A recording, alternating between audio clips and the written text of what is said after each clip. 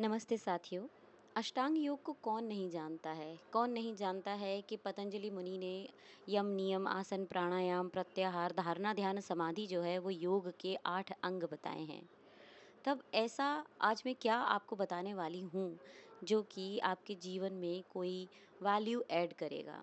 आप सभी का स्वागत है इस तीसरे अध्याय योग और हम में, जहाँ पर आज मैं बात करने वाली हूँ कि हमें हमारे जीवन में क्या चाहिए, उसके लिए हम अष्टांग के किस अंग का उपयोग प्रयोग करें, किस अंग को हम अपने व्यवहार में लेकर आएँ।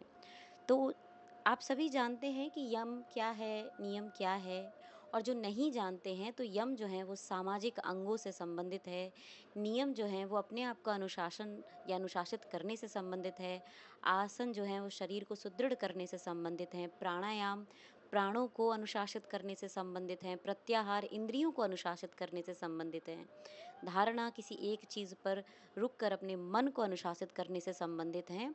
वहीं ध्यान जो है वो स्वयं में एक अनुशासन है, और समाधि जब उस अनुशासन से आप परे हो जाते हैं, जब आप केवल और केवल आत्म तत्वों में बिल्कुल स्वरूप में सिद्ध हो जाते हैं, जो आत्मा का वास्तविक स्वरूप है वो समाधि है।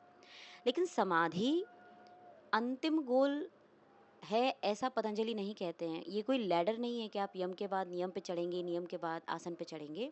ये एक सर्कल है।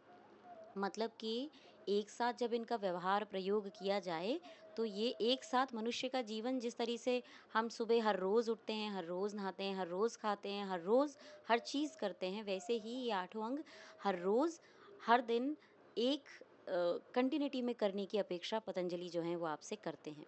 लेकिन फिर भी, क्योंकि मैं एक सामान्य मनुष्य हूँ, तो मैं अगर कोई एक चीज़ अपने जीवन में सही करना चाहता हूँ, तो मैं कौन-सी चीज़ अपनी सुविधा के अनुसार चुनूँ? तो मान लीजिए कि अगर मैं चाहता हूँ कि मेरे जो मैं थका-थका फ़ील करता हूँ, या जो मेरे मेरे अंदर जो चिड़चिड़ाहट रहती है, या जो मैं बहुत ही किसी की भी बात से मुझे बहुत जल्दी क्रोध आ जाता है, तो मैं क्या करूँ? तो दोस्तों, आप कीजिए प्राणायाम। प्राणायाम जो हैं वो आपके नर्वस सिस्टम को रेगुलेट करते हैं, पर ऐसा नहीं है कि आपने 2 राउंड ऑफ प्राणायाम किए, 3 राउंड ऑफ प्राणायाम किए और ये सिद्ध हो जाएगा, आपको गुस्सा आना बंद हो जाएगा। प्राणायाम आप 5 मिनट से शुरू करें, और 15 मिनट, 20 मिनट, आधा घंटा, जब जब तक सुख की प्राप्ति हो तब तक आपको प्राणायाम करना चाहिए। आगे किसी एपिसोड में मैं ज़रूर आपको बताऊँगी कि शास्त्रीय विधि क्या है प्राणायाम करने की, या फिर हमें जो शास्त्रोक्त विधियों द्वारा सिखाया गया है वो मैंने क्या सीखा, वो मैं आपके साथ साझा करूँगी। लेट्स से अगर आप चाहते हैं कि आपकी जो इंद्रियां हैं, जैसे आप अपना खाना कंट्रोल नहीं कर पाते, आप अपना देखना कंट्रोल नहीं कर पाते, आपकी जो 5 सेंसेस हैं, वो आप उसको नियंत्रण में नहीं कर पाते, तब आप प्रत्याहार का अभ्यास कीजिए। प्रत्याहार क्या करता है? प्रत्याहार आपको कहता है कि आप अपनी इंद्रियों को अंदर की तरफ लेकर जाएं, मतलब विषयों की तरफ लेके जाते हैं तो बाहर है, लेकिन जब उन्हें विषयों से हटाकर अपने अंदर अपनी बुद्धि पर उसको बिठाएँ, या अगर बुद्धि पर बिठाना मुश्किल है, तो मान लीजिए कि मैं आज एक रसगुल्ला खाना चाहती हूँ और मुझे मीठे की बहुत क्रेविंग हो रही है, तो मैं कैसे प्रत्याहार की पालना करूँ? तो मुझे पता है कि समस्या ये है कि मैं ऑलरेडी 6 रसगुल्ले खा चुकी हूँ, और 7वाँ रसगुल्ला सुबह 6 खाए थे, और 7वाँ अभी खाना ठीक नहीं है।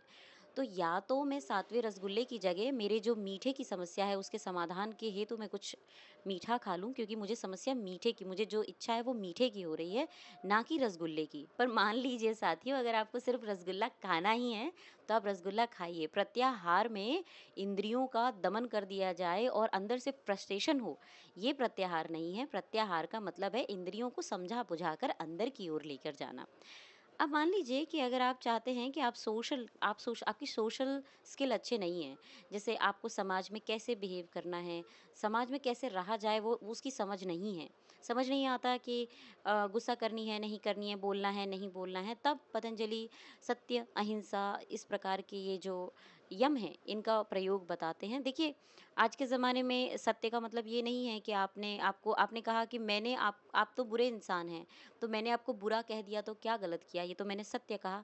ऐसे सत्य से समाज का कल्याण नहीं होता, क्योंकि हम सभी योग की चर्चा कर रहे हैं, और योग का एक्चुअली जो उद्देश्य है वो है अपनी आत्मा को, अपने आत्म साक्षात्कार को कर पाना, उसके लिए ज़रूरी है कि हम दूसरों को ना तो परेशान करें, ना दूसरों को ऐसा सत्य बोलें जिससे उनको तकलीफ़ हो। जहाँ तक हो सके हम समाज में ऐसा व्यवहार करें जैसे व्यवहार से समाज का कल्याण होता हो, हार्मनी बनी रहे, आपस में शांति बनी रहे।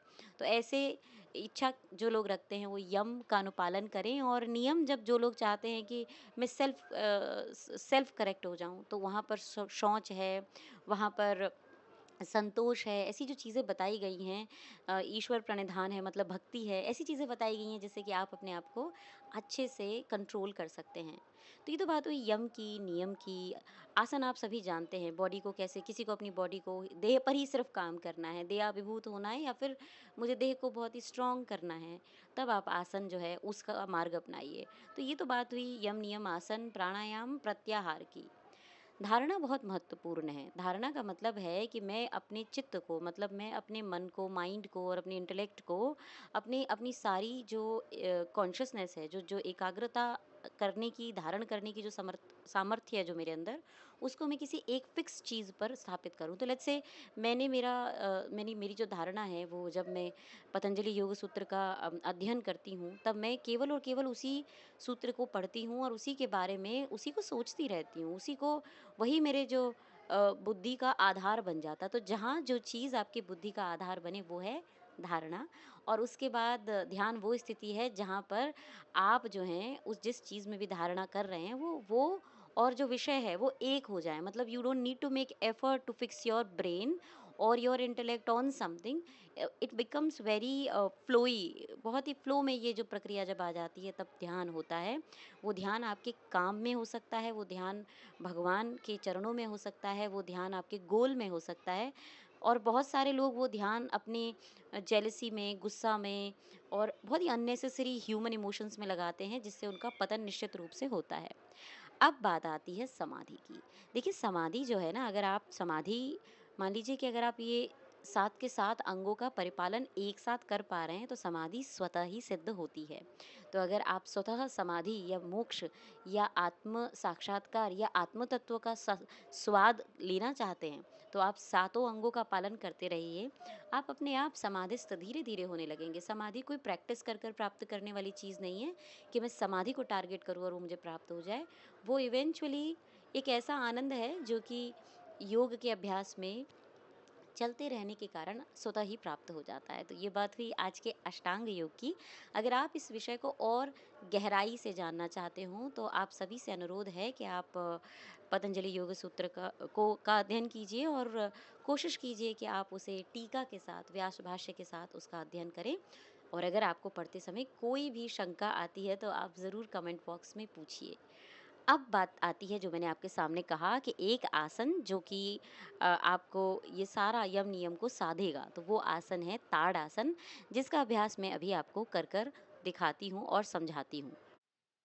अब अष्टांग योग तो समझ में आ गया, लेकिन हम शुरू कहाँ से करें? तो हम शुरू करेंगे ताड़ासन से। जी हाँ दोस्तों, ताड़ासन एक ऐसा आसन है जिसमें अष्टांग योग की सारी अवधारणा स्पष्ट रूप से दिखाई देती है। ताड़ासन के लिए पैरों को कंधों के बराबर आप खड़ा कर लें। हाथों की उंगलियों को आपस में फिक्स करने के बाद सांस भरते हुए हाथों को ऊपर लेकर जाएं। और जब आप अपने हाथों को ऊपर लेकर जा रहे हैं, आप कोशिश करें कि आपका जो शरीर है वो एक रूप से स्ट्रेच्ड हो। और उसके बाद सांस भरते हुए दोनों पैरों को उठाएं और किसी एक स्थान पर देखें।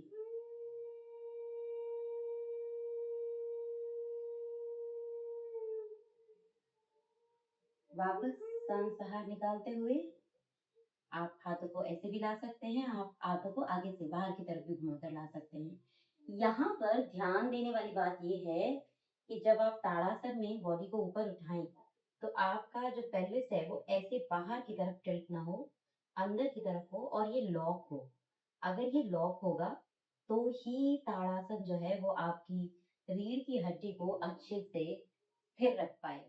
दोस्तों, आप सब तो दोस्तों आप सभी ने देखा कि कैसे ताड़ासन में आपकी रीढ़ की हड्डी, आपका माइंड, आपके पैर और पैरों की मसल्स कैसे सब एक रूप हो जाती हैं। कैसे आप ना केवल आसन कर रहे हैं, आप अपने प्राणों को साध रहे हैं, साथ ही साथ आपकी धारणा जो है और आपका ध्यान जो है वो भी इतना एकाग्रित हो जाता है, अदरवाइज़ ताड़ासन रुक नहीं सकता। तो ताड़ासन एक इतनी सुंदर आसन है, इतना सरल आसन है।